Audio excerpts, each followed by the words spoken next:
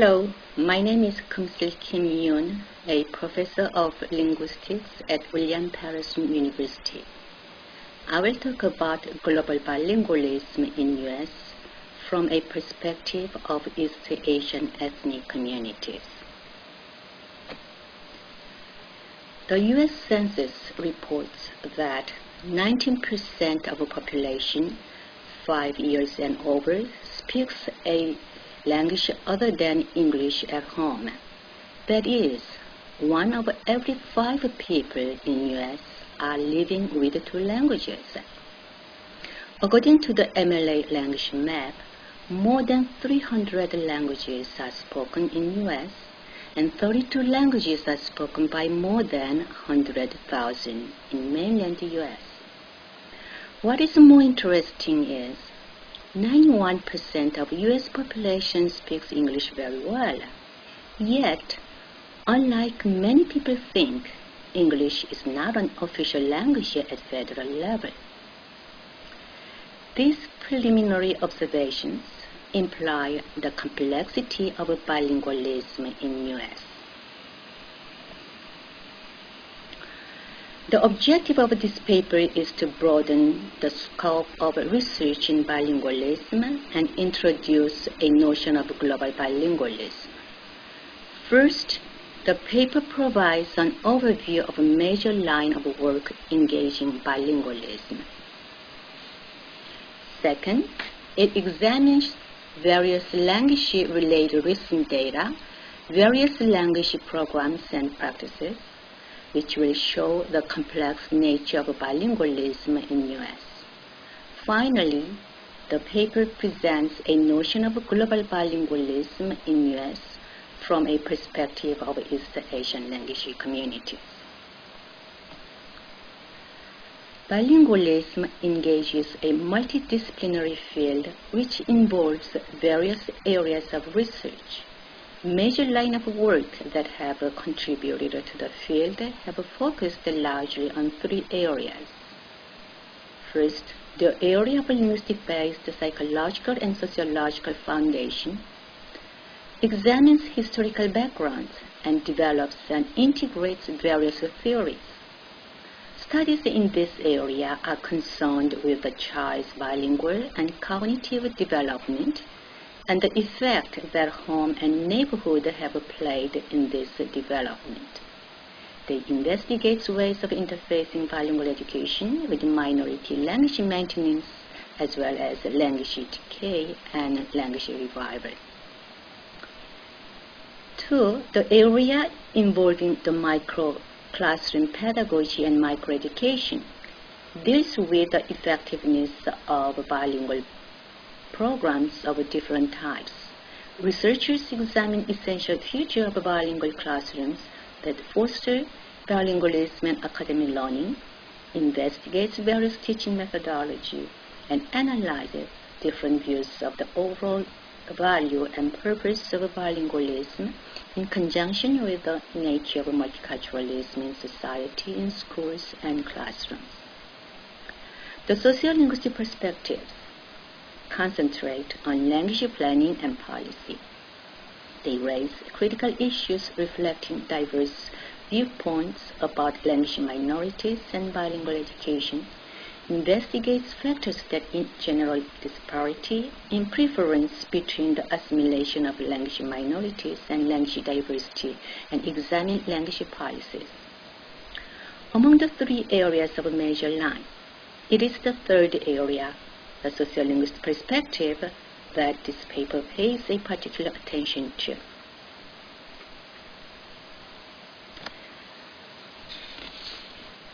The data in this slide tells us something very interesting.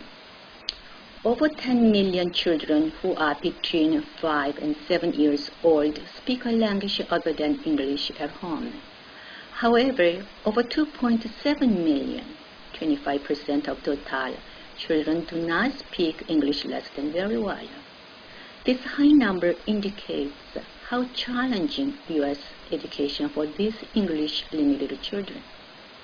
Although the majority of them are Spanish-speaking children, 25% of them speak a language other than Spanish at home. Generally speaking, two programs that have been offered for these children are ACLL and bilingual programs. However, as this paper addresses bilingualism, only bilingual education will be discussed below. The field of bilingual education has been academically well established. Unlike what people think, language diversity was generally accepted until the First World War. However, as there was a dramatic increase in the number of immigrants, fear of aliens was rising, in that their lack of English language skills was seen as a source of social, political, and economic concern. Consequently, the government required them to speak English to become naturalized Americans and adopted a resolution recommending all schools be conducted in English. In the mid-20th century, the general public assumed a favorable attitude toward other languages, allowing opportunities to bring back bilingual education. For instance, the Civil Rights Act of 1964 was a significant marker that symbolizes the beginning of a change toward a less negative attitude toward ethnic groups and their heritage languages. Another noteworthy landmark was a lawsuit known as Lau vs. Nicholas, involved whether or not non-English speaking students received equal educational opportunities when instructed in a language they could not understand. It was accepted by the Supreme Court in 1974. Since the late 20th century, bilingual education has faced political adversity to varying degrees. Senator Hayakawa of California teamed up with other activists to found U.S. English in the early 1980s. Furthermore, the state of California approved a mandate for English language instruction known as Proposition 227. More recently, in early 21st century, the status of bilingual education was changed again. The trend toward holding schools accountable through high-stakes testing, primarily in English, as mandated by the No Child Left Behind Act, has discouraged schools to provide bilingual programs. While the high-stakes testing has become a threat to bilingual education, it leads to recast a basic issue: the benefits of a bilingual program.